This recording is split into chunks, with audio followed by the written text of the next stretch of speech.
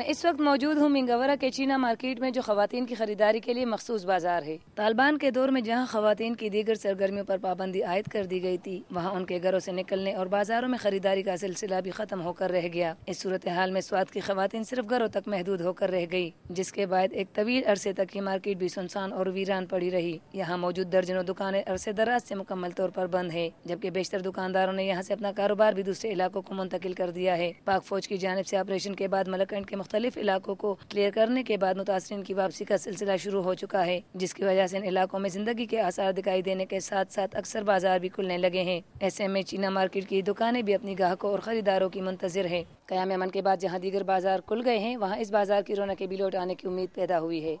Camera مین رضوان احمد کے ساتھ انیلا شاہین، دنیا نیوز، منگورہ، سوات۔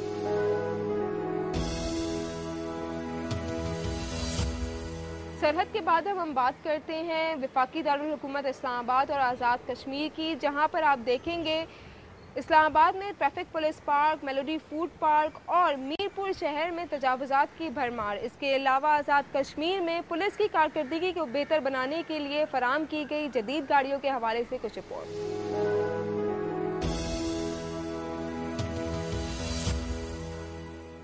میں اس وقت موجود ہوں اسلام آباد ٹریفک پولیس آفس میں قائم روڈ ایجوکیشن تھیم پارک میں، جو پاکستان میں اپنی نوعیت کا پہلا پارک ہے۔ اس پارک میں ٹریفک قوانین سے متعلق آگاہی کے لیے اوور ہیڈ برج، گول چکر، junction box, right left turn, road sign, road marking اور علامتی سگنلز کے ذریعے لوگوں کو ایجوکیٹ کیا جاتا ہے۔ ایس ایس پی ٹریفک سلطان اعظم تیموری کا کہنا ہے کہ تھیم پارک کا آئیڈیا امریکہ اور کینیڈا سے لیا گیا ہے، جہاں اسے بائی سائیکل روڈیو کہتے ہیں، جس میں بچے ایک دن بائی سائیکل کے ساتھ پولیس کے ساتھ گزارتے ہیں۔ تھیم پارک میں بائی سائیکل کی تربیت کے ساتھ ساتھ ڈرائیونگ سکھانے کا بھی انتظام ہے۔ بچوں کو سائیکلنگ کٹ فری دی جاتی ہے۔ اس پارک میں آنے والے بچوں کی حوصلہ افزائی کے لیے انہیں ٹافیاں اور جوس بھی دیا جاتا ہے۔ ٹریفک پولیس کا کہنا ہے کہ اس پارک میں سائیکلنگ سیکھنے والے بچے روڈ کے قاعدے قوانین سے واقف ہوتے ہیں، اس لیے مستقبل میں وہ اچھے ڈرائیور بھی ثابت ہوں گے۔ شہریوں نے اسلام آباد ٹریفک پولیس کے اس اقدام کو سراہتے ہوئے اس تھیم پارک کو بچوں میں روڈ سینس پیدا کرنے کا ایک منفرد طریقہ قرار دیا ہے۔ کیمرامین محمد جاوید کے ساتھ صغیر احمد، دنیا نیوز، اسلام آباد۔ اسلام آباد میں کھانے پینے کا مشہور مرکز میلوڈی فوڈ پارک ہر شام سینکڑوں شہریوں کی میزبانی کرتا ہے۔ اس فوڈ سٹریٹ کے قیام کا مقصد عوام کو ایک جگہ کھانے پینے کی معیاری اور سستی اشیاء فراہم کرنا ہے۔ شام ہوتے ہی شہریوں کی کثیر تعداد فوڈ سٹریٹ آنا شروع ہو جاتی ہے۔ یہاں آنے والے زیادہ تر شہریوں کا تعلق متوسط طبقے سے ہے۔ رات ڈلنے تک فوڈ سٹریٹ میں گہما گہمی اپنے عروج پر ہوتی ہے۔ ملک کی موجودہ امن و امان کی صورتحال کی وجہ سے دارالحکومت اسلام آباد میں جگہ جگہ سیکیورٹی کے سخت انتظامات کیے گئے ہیں، مگر اس فوڈ سٹریٹ پر موجود لوگوں کی کثیر تعداد کے باوجود یہاں کوئی حفاظتی انتظامات نہیں کیے گئے۔ فوڈ سٹریٹ میں داخلے کے 4 راستے ہیں، مگر کسی بھی داخلی راستے پر نہ تو کوئی سیکیورٹی اہلکار موجود ہے اور نہ ہی واک تھرو گیٹ نصب کیے گئے ہیں۔ بغیر چیکنگ کے کوئی بھی شخص بآسانی یہاں داخل ہو سکتا ہے، جو یہاں آنے والے سینکڑوں شہریوں کے لیے سیکیورٹی رسک ہو سکتا ہے۔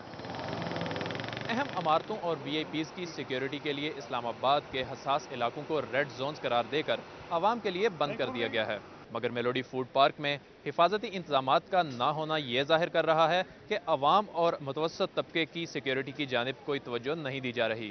کیمرامین مدثر شہود کے ساتھ عدیل وڑائچ، دنیا نیوز، اسلام آباد۔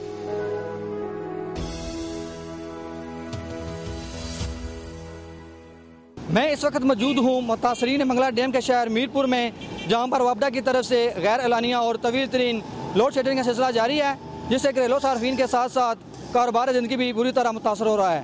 میر پور آزاد کشمیر کے عوام پاکستان کو سرسبز اور شاداب بنانے کے لیے منگلا ڈیم کی تعمیر اور توسیع کے لیے دوسری بار قربانی دے رہے ہیں۔ 1960 کی دہائی میں منگلا ڈیم کی تعمیر کے وقت وابڈا نے میر پور کے لوگوں کو مفت بجلی فراہم کرنے کا وعدہ کیا تھا، جو آج تک پورا نہیں کیا جا سکا، اور اس وقت قیامت کی اس گرمی میں 10 سے 12 گھنٹوں کی غیر اعلانیہ لوڈ شیڈنگ کی شکل میں وابڈا نے متاثرین منگلا ڈیم کو کربناک عذاب میں مبتلا کر رکھا ہے، جس سے گھریلو صارفین کے ساتھ ساتھ کاروباری طبقہ بھی بری طرح متاثر ہو رہا ہے۔ مصدق چودھری، دنیا نیوز، میر پور آزاد کشمیر۔ میں اس وقت پولیس لائن میں موجود ہوں، جہاں حکومت آزاد کشمیر کی طرف سے محکمہ پولیس کو ٹرانسپورٹ کے لیے فراہم کی جانے والی گاڑیاں کھڑی کی گئی ہیں۔ ملک کے دیگر علاقوں کی نسبت آزاد کشمیر میں پولیس کا حجم اتنا زیادہ نہیں، اور یہ صرف 10,000 کے قریب افراد پر مشتمل ہے۔ آج سے 15 سال قبل اس اہم محکمے کے لیے گاڑیاں خریدی گئی تھیں۔ بڑھتی ہوئی آبادی کے پیش نظر پولیس کی نفری میں تو اضافہ ہوتا رہا، لیکن ٹرانسپورٹ کی طرف کسی نے توجہ نہیں دی، اور محکمے میں موجود پرانی گاڑیاں ورک شاپوں میں گلنے سڑنے لگی ہیں۔ पहले मरले पर 20 करोड़ रुपए से 89 गाड़ियां खरीदी गई हैं, जिनमें 45 सिंगल, 20 डबल कैबन पिकअप्स, 15 बसें और 9 ट्रक शामिल हैं। जबकि दूसरे मरले पर गाड़ियों के साथ साथ सिक्योरिटी के दीगर आलात भी खरीदे जाने हैं। ट्रांसपोर्ट की फराहमी अपनी जगह, लेकिन आज़ाद कश्मीर पुलिस की कारकर्दगी बेहतर बनाने के लिए अफरादी कुव्वत में इजाफा वक्त की ज़रूरत है। कैमरामैन नवीद अवान के साथ ख्वाजा रईसुद्दीन, दुनिया न्यूज़, मुजफ्फराबाद।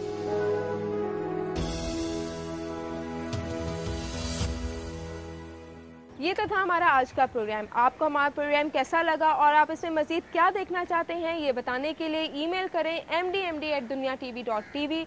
आपकी आरा यकीनन हमारे लिए बहुत अहम है। अगले हफ्ते तक के लिए इजाज़त दीजिए। खुदा।